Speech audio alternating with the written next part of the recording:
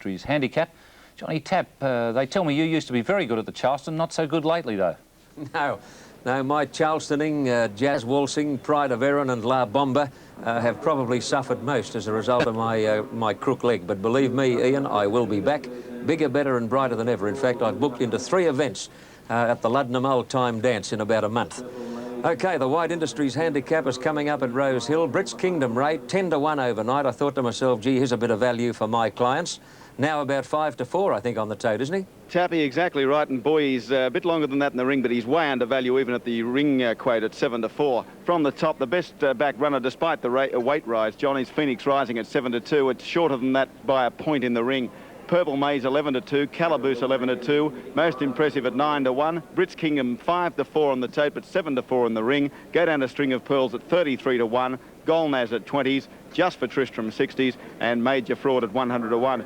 Well, Tappy, Brits Kingdom may win, but by crikey, those backing it are taking pretty skinny odds. Yes, he's not a lot of value, Ray. I guess the handicap is the thing that has swayed most people. For a horse who won the Summer Cup in devastating fashion as recently as last Boxing Day, he's in this with 50 kilos, and he certainly looks to have beaten the handicapper. Phoenix Rising's a lovely mare by Cardinal, a New Zealand sire, and she scored at Randwick over 1,600 metres recently, beating Swift Cheval. And Swift Cheval, of course, won the Frank Packer Plate. He's been racing extremely well, so the form around her is good, but she has got a spot 6.5 kilos to Brits Kingdom. Brits Kingdom likes the Rose Hill track. Now, there's Golnaz going up to complete the line, and they look to be about set. Purple Maze looks well. She's a lovely-looking mare by In the Purple, and I don't think I've ever seen her look better. Bright as a button. Steady down, hits the button, and they're off and racing, and Calaboose from the inside bounded out in front. I'll tell you what, I don't think anybody wants to lead. They're all looking around at one another. String of Pearls is striding over from an outside gate, and she might be forced into the role of pacemaker. String of Pearls takes over now from Calaboose and Golnaz, followed by Purple Maze, 3 and 4 deep, most impressive. On the rails behind those, Major Fraud, and further back in the field as they sweep to the back, Phoenix Rising, and then Just for Tristram, and last of all, Brits Kingdom, about 9 lengths off the lead. Into the back stretch with 1,400 to go, and the leader String of Pearls, but held well together, showed the way by 1.5 lengths on Golnaz, and 3/4 away Calaboose on the fence, a length most impressive, getting in closer. 1.5 to Major Fraud, 1.5 Purple Maze, 2 to Phoenix Rising, and 2 to Just for Tristram and Brits Kingdom. Down the back stretch at the 1,100 mark, and String of Pearls slipped away now to put 3 lengths on Golnaz. Calaboose running 3.5 lengths away, most impressive, being given the run of the race at the 1,000 mark. 2.5 Major Fraud, a similar margin Purple Maze, and then Phoenix Rising, and the last couple of Brits Kingdom and Just for Tristram, and those back markers will be suited by the fast pace. Towards the 800 mark, String of Pearls led, Golnaz getting closer, Calaboose in 3rd place, most impressive on the outside, and then Major Fraud tacking onto the leading bunch, about 3 to Purple Maze, and well back Phoenix Rising. Brits Kingdom is being niggled a bit now, he'll want to shake a leg, and Just for Tristram relegated to the rear, but they're starting to bunch up as they near the corner where String of Pearls led from Golnaz. Calaboose locked in, Major Fraud got crowded for room there, most impressive on the outside, Just for Tristram getting up on the rail. Brits Kingdom is under heavy pressure. I don't think he can win as they straighten 300 out. String of Pearls is being tackled by old Calaboose. Calaboose had raced to the lead, coming to the 200 mark. Now right down the outside, Phoenix Rising is coming home hard and going with it, Purple Maze. It's the top weight going after Calaboose. Phoenix Rising coming at Calaboose. Phoenix Rising doing a little better. She draws level close to home. Calaboose has kicked again though. Calaboose fought back and he's won. Calaboose came again after looking beaten to beat Phoenix Rising. The big weight seemed to anchor her. They streeted the others. Purple Maze a distant 3rd, and then String of Pearls followed by Major Fraud. Brits Kingdom very disappointing. Well back most impressive, and Golnaz is last to finish in the event. Gee, what price Phoenix Rising 100 metres out? You could have got 2s on here. She stormed down the outside and looked as though she'd run straight over the top of Calaboose. But the 6-year-old with the in-form Johnny Marshall throwing everything but the kitchen sink at it, fought back and looks to have just worried Phoenix Rising out of the first purse, the first prize money. Calaboose, trained by Evergreen Albert McKenna at Randwick, and is a 6-year-old chestnut gelding by the successful Brigand out of Calera, and is raced by Mr. and Mrs. Arthur Levers, Mr. S.F. Johnson and J.L. Nichols in partnership. We better make it official first. Now, watching the replay from that angle, well, you'd say a perfect dead heat. but that's that particular camera angle. Now let's look at one or two others. Here, Calaboose is clear. You'll notice he had a tendency to just wobble out under pressure, Calaboose. He started to shift his ground outwards close to home. But look at this mare charge down the outside. Gee, she looked a certainty, I thought, 100 out. Winner's numbers up, by the way. Calaboose the winner. But back to this replay. Now, Phoenix Rising looked as though she was going to swamp the leader. She got to within ahead of him, and then her run ended, and Calaboose fought back to win. 3-1-2 the numbers officially. All right, we won't be seeing the next race live, race 6, but we will see the 7th, the Dominic Byrne handicap, and let's hear Ken Callender's thoughts on that. In race 7, I'm going to stick with the jockey of the moment, Hopalong Jimmy Cassidy. He's riding TAB number 5, Miss Peru. Now, there's a few other chances, horses like St. John, Justifiably Proud, and Half Shilling. But I think all these horses are a little bit weak.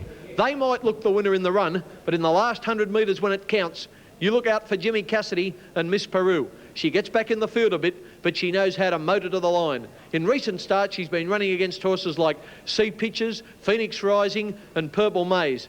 Today's opposition is nowhere near as tough. I'm going to stick with Miss Peru. Rightio, Kenneth, thanks for that, and we'll be back for the 7th event live, the Dominic Byrne handicap, Ian, at 3:45. Thanks, Tappy. Yes, we'll be looking for Hopalong Jim Cassidy and telling us all about it, Hopalong Johnny Tapp. In a moment, we'll come back with some more apocalypse.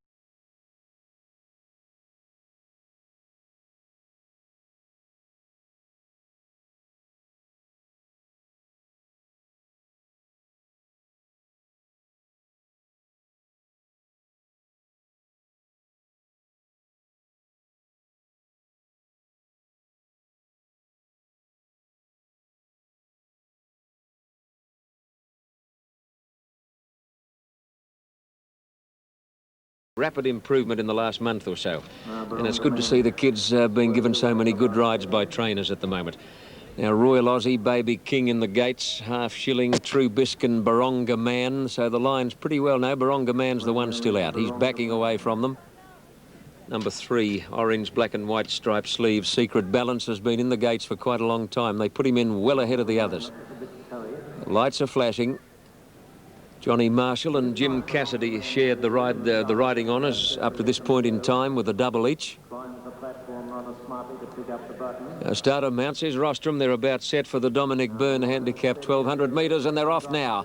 Secret Balance slow to move at the start, and also dwelling when the gates opened was Baby King, and bouncing out in front, Regal Diplomat led early over St. John, Half Shilling and Royal Aussie. And gee, look at them go. 4 of them up there, and they're having a torrid battle for the early lead. About 4 lengths away is Baronga Man, followed by True Biskin, Miss Peru, and then Baby King, and well back came Crevice. Justifiably Proud got a long way back in the early stages of the race, and dropping out to be last, Secret Balance. Royal Aussie got to a narrow lead as they come through the gap onto the course proper. St. John on the inside is running second. Regal Diplomat third, and Half Shilling on the outside, followed by Baronga Man, True Biskin, Miss Peru about to take off. Justifiably Proud tacking onto the main bunch. A long gap to Baby King, followed by Crevice and Secret Balance. Into the straight now by G. It's a charge of the Light Brigade. Miss Peru carted 7 and 8 deep on the turn. Into the straight now, St. John is the leader, joined by True Biskin, Half Shilling on the outside. Now Justifiably Proud has run up on the fence behind them, can't get a run, and Miss Peru right out in the middle of the track. St. John beat them off, again got to the lead from Half Shilling. Justifiably Proud into the clear now. St. John is in front, Miss Peru out under the arches, and Justifiably Proud has burst through in the middle, and Justifiably Proud, they're wide apart these two, but I think Justifiably Proud has just beaten Miss Peru.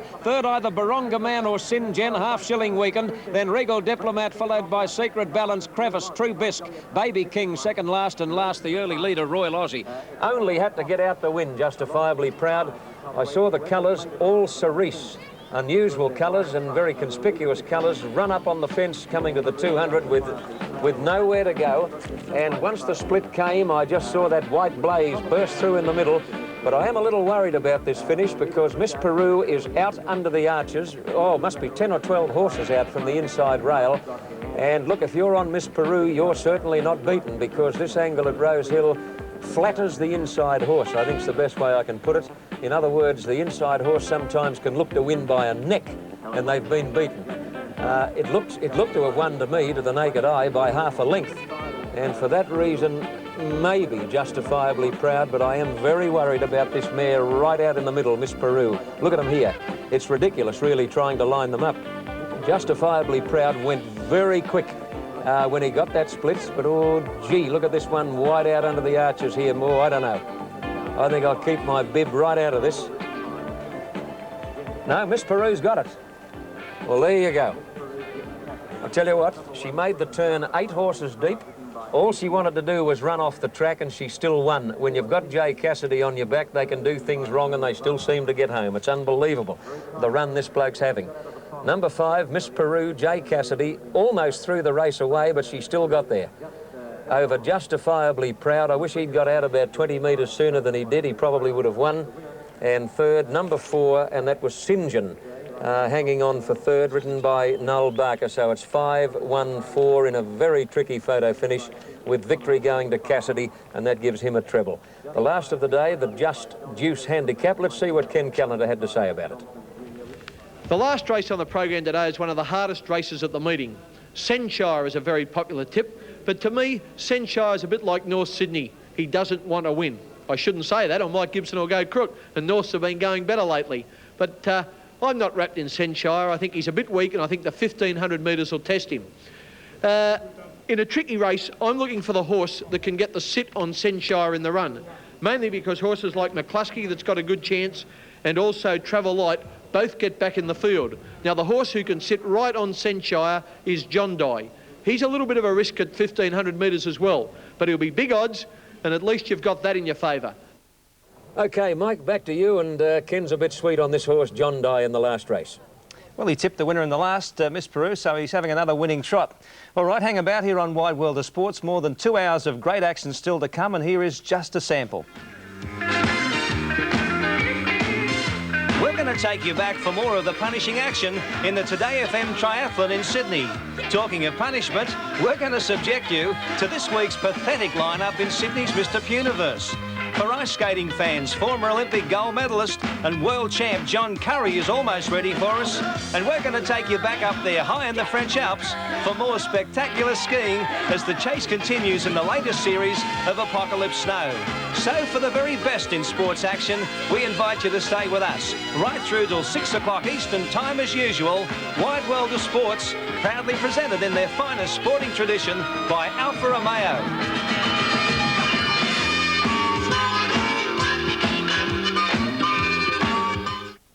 7 Mile Beach at Berry seems to have found the key to this old warrior.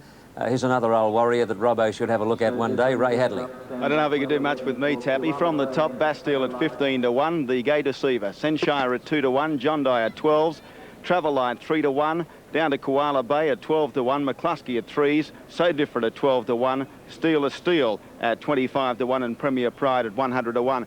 Well, John, it's been a pretty dry day for me, and I sought out Mavis in the cloakroom. She tells me that So Different with Aaron Hugh has a big chance in the last at each way odds. He's very well weighted, Ray. He's 12-1, as you said, on the tote, and it wouldn't surprise if he runs some sort of a race. He won a race at Randwick recently at 33-1 in a most unlikely event, a 1,200 metres race. A small field, admittedly, but he just charged down the outside and won easily. And since then, he's raced only once for a good fourth in a Warwick Farm welter. There's nothing wrong with his form, and I wouldn't be surprised if he runs a bit of a race. So Different, I think, backed each way. He'll give a good side off. The imported galloper Bastille, flat-footed, missed the kick by about a length, and John D bounced out in front of Senshire. Premier Pride is quickly into stride, but is restrained now, running third, followed by McCluskey. Bastille, after that slow start, cruised up on the inside to be about fourth on settling. At the head of the others then, Steel trapped out deep and going a bit fiercely, followed by Travel Light, So Different, and Koala Bay back at the tail of the field as they head to the first turn. 1100 out, and now the tempo increased as Cassidy allowed Senshire to boot away in front. Opened up a lead of 4 lengths on John Dye, 2.5 Premier Pride, 2 to Bastille, and then Steel, followed by McCluskey, Travel Light, and So Different, at last Koala Bay. Senshire in a new role today is about 4 or 5 lengths in front of John Dye as they head down the side. Well back Premier Pride, and some of these other riders will want to get a move on. Then Bastille, followed by Steel, McCluskey, Travel Light as well back with Koala Bay, and So Different last as as they come to the corner. Have they let Cassidy get away with grand larceny here? Senchaya 4 or 5 in front of John Dye. John Dye's rider in close pursuit as they turn for home. But look at the gap to the others. About 8 lengths away, Premier Pride, followed by Kuala Bay, and then Bastille and Travel Light. Coming to the 200 though, Senchaya got his second wind. I think he's home. He's 2 in front of John Dye under the whip, finding nothing. The others are a mile back, but fair dinkum, they ought to be booked for loitering, some of these riders. They've let Cassidy get away with Blue Murder here, and Senchaya's coming right away in the last bit. It's 4 for Cassidy. Senchaya won easily. Travel Light wide out, might have got second, a nose in front of John Dye, then Bastille. No mark, some of these other jockeys. So different, well back, followed by McCluskey, Premier Pride, Kuala Bay, and Steeler Steel back at the tail of the field. What the hell's the matter with these blokes? Strike me pink. It's one thing to give a bloke an even break, but they have fair dinkum handed that to Jay Cassidy on a silver plate. With one exception, in all fairness, Johnny Marshall on John Dye. He was the only one to wake up what Cassidy was up to. Senchaya, I don't think I've ever seen him lead in a race. I can't remember in recent times. He's not a particularly strong horse, and yet he's been able to lead all the way with 55 kilos on his back and run the opposition ragged over 1,500 metres. Why? Because Jay Cassidy was handed the race on a velvet cushion. John Dye, number 3, will get second, $1.40. And what did I call third? Oh no, Travel Light probably will get second. I'm sorry, number 4, 75 cents, a breath in front of John Dye on the place tote, $1.40. Well, live racing today on Wide World of Sports was brought to you with the compliments of Tui's. It's been Jim Cassidy's day, following a very traumatic experience overnight when he and his wife Helen were besieged by burglars at their North Parramatta home. Those blokes got away with a decent cash haul, but I can tell you, Jay Cassidy got most of it back today, and a little bit extra to boot. OK, that's live racing. Hope you're back to winner or two. Thank you, Mike. Thank you, Ian. Our thanks to Johnny Tapp out there at Rose Hill. In a moment, we'll come back with some